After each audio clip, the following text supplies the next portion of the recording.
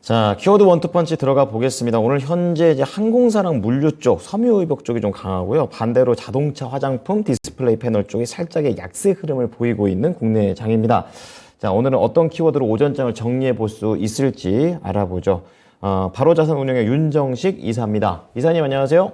네, 안녕하세요. 네. 자, 오전장 뭐 분위기 나쁘지 않다 이런 생각이 좀 드는데요. 오전장을 정리할 수 있는 키워드 원투펀치 하나 알려주시죠. 네, 환율의 하락과 반발 매수로 정해봤습니다. 네, 결국엔 여기 또 환시장의 영향이 큰 것으로 보입니다. 좀 자세히 들려주시죠.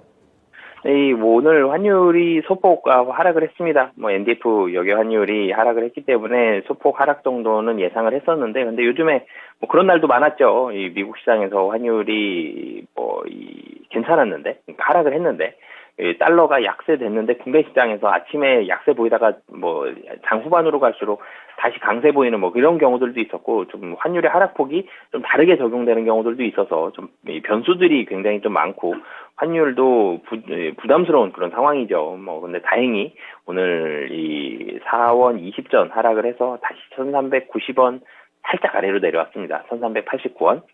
이 50전, 40전, 50전 이렇게 왔다 갔다 하고 있는데, 환율 하락한 부분은 긍정적이고요. 그리고 또 긍정적인 부분을 찾아본다라면, 이 반발 매수가 들어오고 있습니다. 코스피에서 외국인 901억 원 지금 매도를 하고는 있지만, 기관이 훨씬 많이 사주고 있죠.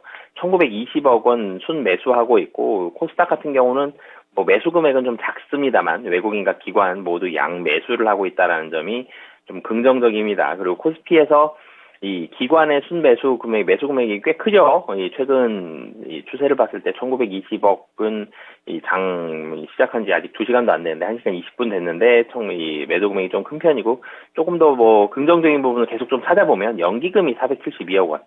항상 매수 금액이, 기관 매수 금액이 좀 컸을 때, 금융투자 중심으로 매수 들어왔을 때, 그러면 금융투자 좀 단기적인 매매 많이 하니까 그런 부분들이 좀 아쉬웠는데, 연기금이 그래도 472억 원, 좀 의미 있는 금액이 좀 들어온다는 점이 긍정적이다라고 보여지고요. 그렇기 때문에 외국인이 매도를 하고는 있지만, 거래소 중심으로 기관이 더 크게 매수를 하고 있기 때문에 시장이 상승을 하고는 있습니다. 하지만, 이 미국 시장에서 부담스러웠던 부분들, 채권금리, 10년물 국채금리 너무 많이 올랐죠. 그리고 이 FOMC를 앞두고 있다라는 점, 이런 부분들은 여전히 눈치 보기 장세고, 미국 시장 변동성은 굉장히 컸죠. 마이너스 1% 갔다가 플러스 0.7% 정도 이 시장의 변동폭이 좀 컸다는 점은 그만큼 시장 불안했다라는 겁니다. 방향을 이리 갈까 저리 갈까를 아직 장중에 제대로 정하지를 못했었기 때문에 이리 갈까에서 저리 갈까로 바뀌는 이런 변동성이 컸던 부분들은 부담스러운 부분들이 시장의 부담스러운 부분이죠. 이런 부분이 여실히 좀 반영이 되고 있습니다. 우리나라 지금 코스피, 코스닥 모두 상승을 하고는 있지만 상승폭이 아쉽죠. 코스피 같은 경우는 장중에 2382포인트, 지금보다 한 17포인트 정도 더 올라갔었는데 상승폭이 좀 줄어들고 있고요. 코스닥 같은 경우도 764포인트까지 올라갔었습니다. 근데 상승폭이 마찬가지로 좀 줄어드는 그런 모습입니다. 그러니까 시장이 오늘 기술적 반등으로 인해서 상승을 한다라는 거는 미국 시장 보고 어느 정도 예견이 되어 있었는데, 상승폭이 조금 아쉬운 부분이 있고 상승폭이 줄어든다라는 부분은 여전히 눈치 많이 보고 있는 그런 시장이다라고 보시면 되겠습니다. 네, 아침에 모닝쇼 때 말씀해 주셨던 거랑 거의 적중하는 모습입니다. 기술적 반등이지만 약간은 제한적일 것이다 이렇게 제가 얘기를 들었었는데, 오늘 그렇게 오전장의 움직임이 나오고 있습니다. 자, 그럼 오늘장을 이길 수 있는 펀치 한 방으로 넘어가 보겠습니다. 오후장 어떻게 보십니까? 네, 사실 이 오후장을 이길 수 있는 펀치가 라이트 훅이나 스트레이트처럼 강력하게 한 방을 좀 날렸으면 좋겠는데, 이 강력한 그런 한 방이 좀 부족합니다. 잽 정도가 될 것 같은데, 자동차, 부품, 그리고 항공주, 애플 관련주의 상승으로 좀 잡아봤습니다. 네. 자, 그러면 그 잽들, 그래도 잽도 쌓이면 이것도 또 타격이 되니까요. 어떻게 봐야 될까요? 네, 완성차가 사실 조금 아쉽죠. 오늘 자동차 부품주들, 현대모비스, 만도, 자동차 부품주들은 2% 이상 좀 크게 상승을 하고 있고, 이 자동차가 운수 장비 섹터에 들어가죠. 이 섹터 안에서 조선주들도 항공주라든지 이런 종목들도 괜찮은 빨간불 켜고 있어서 자동차 부품주들 괜찮게 움직이고 있는데, 완성차가 좀 머물러 있죠. 현대차와 기아가 거의 보합 수준에 좀 머물러 있다는 게 조금은 아쉽습니다만 운수 장비가 양매수가 들어가고 있습니다. 양매수가 가장 잘 들어가고 있는 거래소 섹터가 지금 운수 장비거든요. 대부분 자동차 부품 쪽으로 좀 많이 들어가고 있는데 완성차가 나빠서 자동차 부품으로 간다기보다는 완성차가 조금 더 잘 올랐죠. 최근에 조금 더 좋은 모습 보여줬기 때문에 자동차 부품주들도 좀 더 같이 가자라는 의미로 좀 보시면 될 것 같고요. 완성차든 자동차 부품이든 완성차가 워낙 잘 나가고 있고 판매량이 늘었다는데 자동차 부품은 플러스 가산점을 줘야 될 것 같습니다.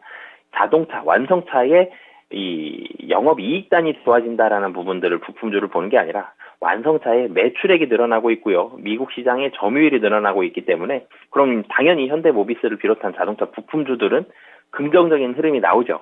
완성차 따라가고 있는. 그러니까 자동차 부품주들은 완성차보다 조금 더 늦게 올라가는 그런 경향들이 강하는데 탄력도는 완성차보다 부품주가 조금 더 낮죠.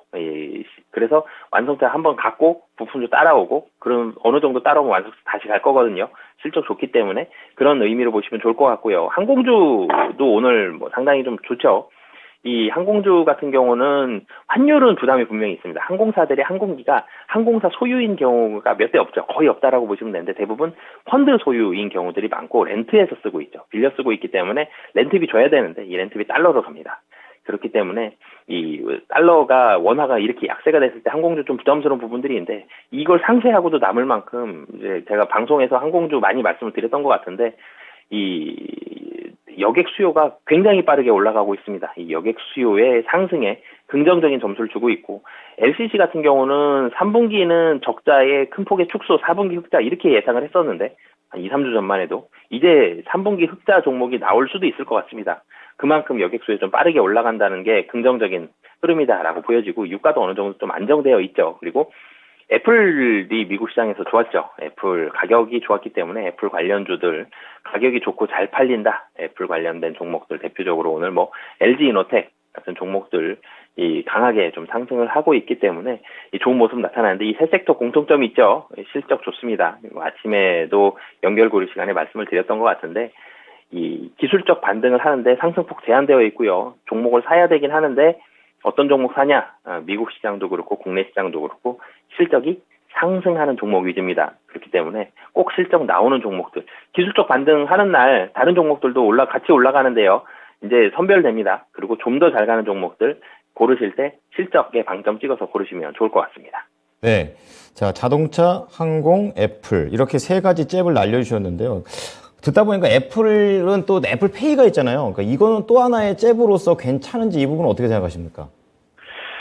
이 애플 부품주를 사실 먼저 봐야 될 것 같고요. 무언가 지금 트렌드가 제가 실적 상승을 말씀을 드렸는데 실적 상승하는데 무언가 유형의 물건을 자산을 만들어내는 종목들을 좀 더 가산점을 주고 있습니다. 왜 그러냐면 만들지 않으면 안 보이잖아요. 이 안 보이는 무형의 자산, 우리나라로 대표적으로 따지면 플랫폼 업체들, 카카오, 네이버 같은 경우들은 어제 뭐 신저가 나오고 이랬었는데 안 보이는 부분들에 있어서는 미래에 뭔가 꿈을 꾸고 미래에 기대를 갖고 이런 식으로 주가가 좀 올라야 되는데 이 안 보이는 거에 대해서 가산점은 상당히 박한 상황입니다. 그렇기 때문에 같은 애플 관련주라 그러면 뭐 예를 들어서 애플페이다 그러면 페이 관련주에서 무언가 애플페이에 들어가는 부품을 생산한다. 이거는 오케이거든요. 근데 애플페이가 뭐 늘어남으로써 향후에 어떤 신사업을 할 수 있고 이런 식으로 사업이 전개되는 부분에 있어서는 가산점이 좀 적기 때문에 이 대표적으로 뭐 아이폰 관련된 그런 부품주들 위주로 좀 보시면 좋을 것 같습니다.